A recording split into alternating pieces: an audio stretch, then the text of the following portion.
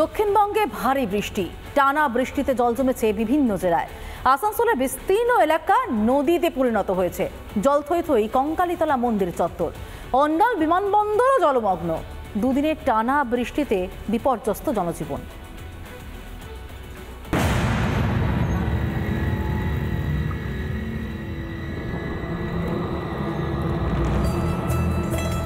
রাজ্য জুড়ে জারি ভারী বৃষ্টি, টানা বৃষ্টিতে জলমগ্ন দুর্গাপুর।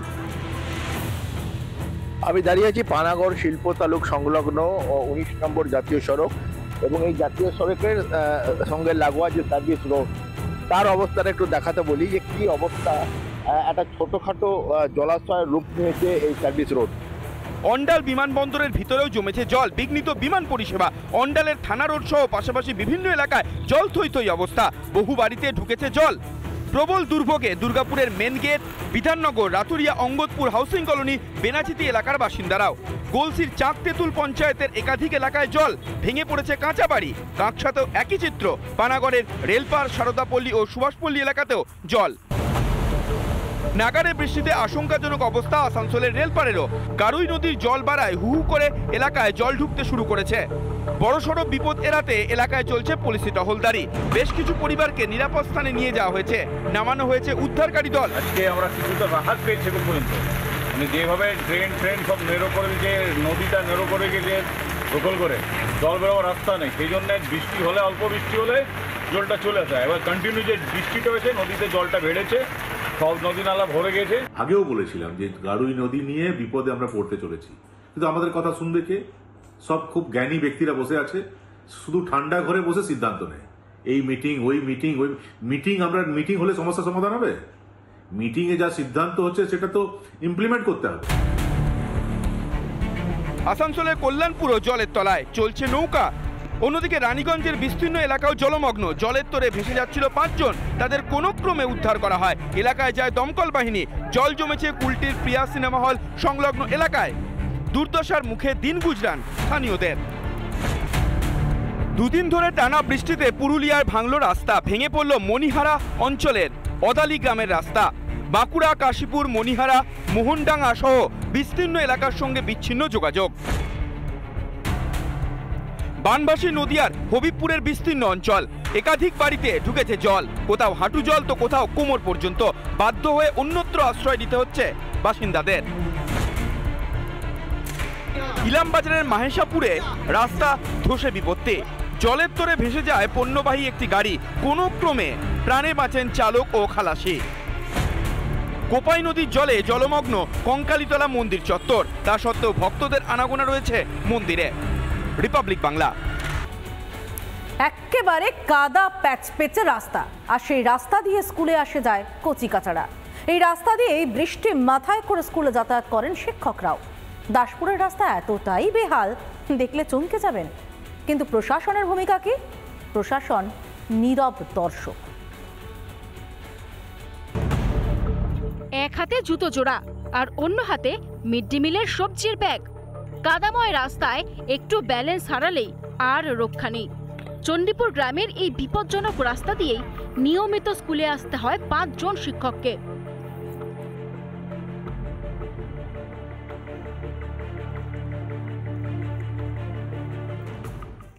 মানে সারা বছরে 4 মাস আমাদের আছেই। আমাদের মিড ডে মিল চালানোটা খুব কষ্টকর হয়। তাতে আলু, পেঁয়াজ, সব রকম সবজি 10-12 কেজি হয়, তার বেশি হয়, কম হয় না। তো ওই ভারী ব্যাগটা নিয়ে আমাদের এতটা রাস্তা 1.5 কিলোমিটারের উপরে কাঁধে করে, মাঝে মাঝে মাথায় করে নিয়ে যেয়ে আমাদের মিড ডে মিলটা চালাতে। শিক্ষকরা যান মানে পড়ুয়াও আছে। 118 জন পড়ুয়াকে হাঁটু কাদা জল পেরিয়েই যেতে হয় চণ্ডীপুর প্রাথমিক বিদ্যালয়। বেসামাল হলেই বিপদ। গ্রাম থেকে বাইরে যাওয়ার 2টি রাস্তাই বেহাল। দীর্ঘ কয়েক বছর ধরেই প্রায় 2 কিলোমিটার রাস্তা এরকম বেহাল বলেই অভিযোগ গ্রামবাসীদের। বারংবার প্রশাসনকে জানিয়েও কোনো সুরাহা না হওয়ার অভিযোগ। জুতো পরে যাওয়া যাবে না। তো জুতো কি করে নিয়ে? হাতে করে? জুতো হাতে করে নিয়ে যায়। হাতে করে জুতো নিয়ে যায়। গাড়ি ঢুকে গ্রামে? গাড়ি গ্রামে ঢুকতে চায়নি, তাই তো এখানে দেখা যাচ্ছে। কারো যদি শরীর খারাপ হয় ওই সব কাঁধে করে নিয়ে যাবে।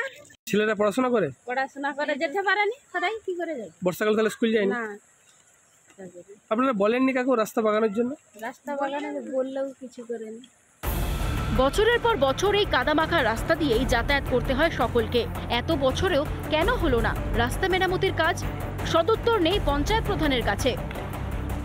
প্ল্যান অনুযায়ী তো কাজ করতে হবে, সিস্টেমে হাঁটতে হবে। যে আজকে বললে আজকেই রাস্তা, আমাদের 1 বছর হলো আমরা এসেছি এই চেয়ারে, কিন্তু আমাদের আমলে এখনো কাজ আরম্ভই হয়নি।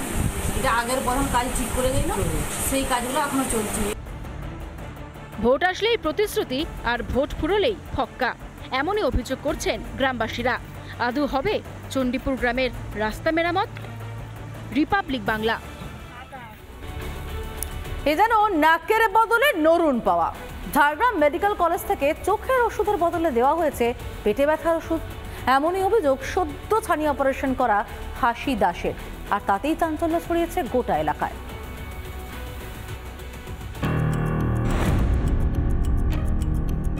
ঝাড়গ্রাম মেডিকেল কলেজ ও হাসপাতালে ছানি অপারেশন করিয়েছিলেন হাসি দাস।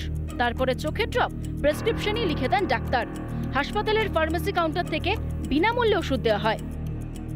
আমরা কদমকানন এলাকায় সেই মহিলার বাড়িতে রয়েছে হাসি দাস, যিনি ঝাড়গ্রাম হাসপাতালে ছানি অপারেশন করেছিলেন, কিন্তু বিনা পয়সায় তিনি ওষুধ নিয়েছিলেন। সেই ফার্মেসি থেকে তাকে ভুল ওষুধ দেওয়া হয় বলে অভিযোগ।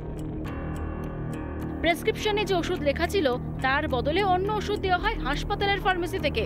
এই ওষুধ নাকি বাচ্চাদের পেটে ব্যথার ওষুধ, কিন্তু কোনো কিছু না দেখেই না জেনেই সরল মনে সেই ড্রপ চোখে দিয়ে দেন হাসি দাস। আর তারপরেই ঘটে বিপত্তি। যখন ড্রপটা দিই তখন আমার চোখে খুব যন্ত্রণা করে, মাথা জ্বালা করে, মাথায় যন্ত্রণা করে, চোখ জ্বালা করে। আমি দেওয়ার পরে 5 দিন যথারীতি ব্যবহার করেছি। তখন ওষুধের দোকান থেকে আমাকে বললো, আপনার কি ওষুধ আছে আর ঘরে নিয়ে আসুন। তখন ওষুধ নিয়ে যাওয়ার পর জানতে পাই যে এটা বাচ্চার পেটে ব্যথার ড্রপ আমাকে দিয়েছে। এ বিষয়ে তদন্ত করার আশ্বাস ঝাড়গ্রাম মেডিকেল কলেজ ও হাসপাতালের এমএসভিপির। চোখের ব্যাপার, নিজের দৃষ্টি হয়ে যেতে পারতেন, আমরা স্টেপ নেব, মানে ইনকোয়ারি কমিটি করে তার যদি দোষ থাকে সেটা অবশ্যই আমরা রেকটিফাই করার চেষ্টা করবো, যাতে এরকম ঘটনা না ঘটে। আর এই নিয়ে রাজ্যকে কটাক্ষ বিজেপির। এটা কোনো নতুন ঘটনা নয়, এর আগেও এরকম অনেক ঘটনাই ঘটেছে, কিন্তু স্বাস্থ্যের ব্যাপারে পশ্চিমবঙ্গ কোনোদিনই ভালো পরিষেবা পাবে না, এটা মানুষ বুঝে গিয়েছে। স্বাস্থ্যক্ষেত্রে বারবার এই ধরনের উদাসীনতা কেন? জেলা শাসকের কাছে গিয়ে এই অভিযোগপত্র জেলা শাসকের কাছে গিয়ে অভিযোগ করেন, এমনকি হাসপাতালেও অভিযোগ জানান। এখনো পর্যন্ত কোনো রকম সদুত্তর পাননি। তবে আগামী দিনে তিনি হাসপাতালে যাবেন কিনা বা চিকিৎসা করাতে যাবেন কিনা সে নিয়েও তিনি আতঙ্কের মধ্যে রয়েছেন। ঝাড়গ্রাম থেকে রবীন্দ্রনাথ মাইতি, রিপাবলিক বাংলা।